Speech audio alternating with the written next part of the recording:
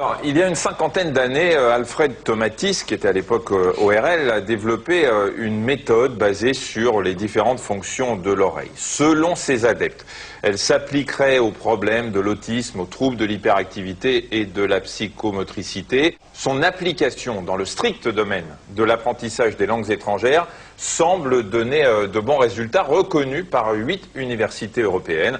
Un reportage de Ludovic Jean et Damien Sauc. Nous avons terminé les tests. On va faire le test d'écoute pour déterminer quelle est l'analyse des fréquences de votre oreille. Donc on va vérifier tout ça. Non, nous ne sommes pas chez un ORL et ce monsieur ne passe pas d'audiogramme. Nous sommes tout simplement dans une école de langue. Cette enseignante va mesurer en hertz les fréquences sonores que l'oreille de ce stagiaire peut analyser. On lui proposera ensuite un programme d'enseignement de l'anglais adapté à son oreille. Casque, et vous me dites pour chaque son s'il est plus grave ou plus aigu que celui qui le précède. Contrairement aux autres écoles de langue, celle-ci part du principe qu'il faut privilégier l'écoute avant de passer à l'expression orale. Plus grave. Il existe en réalité un circuit qu'on appelle en fait le circuit de la boucle audio-vocale, un circuit très étroit de contrôle, si vous voulez, de rétroaction, entre ce qui est émis par la voix et ce qui est analysé, capté par l'oreille. Et la voix n'émet que ce que l'oreille perçoit correctement. Selon cette méthode, nous ne serions pas tous égaux devant l'apprentissage des langues. Elle a mesuré la capacité d'analyse des fréquences sonores en hertz.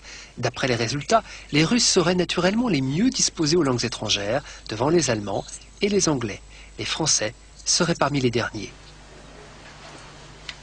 Pour remédier à ces petits défauts de naissance, un appareil baptisé l'oreille électronique va faire en sorte que l'oreille francophone puisse capter des sons qu'elle n'entend pas normalement. Et voilà ce qu'entendent les élèves. Des sons qui ressemblent un peu à celui d'une chaîne cryptée. Cet appareil amplifie les fréquences caractéristiques de chaque langue, plus aiguës pour l'anglais ou plus graves pour l'espagnol. Objectif, développer d'abord la sensibilité naturelle à la musique de la langue avant de mobiliser la réflexion.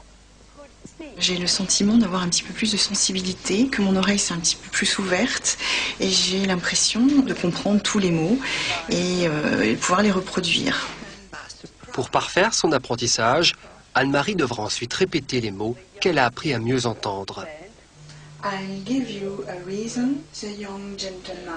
Pour obtenir des résultats, il faut un minimum de 20 heures et la séance coûte entre 23 et 40 euros. Cette méthode a été testée pour le compte de l'Union européenne dans 8 grandes universités.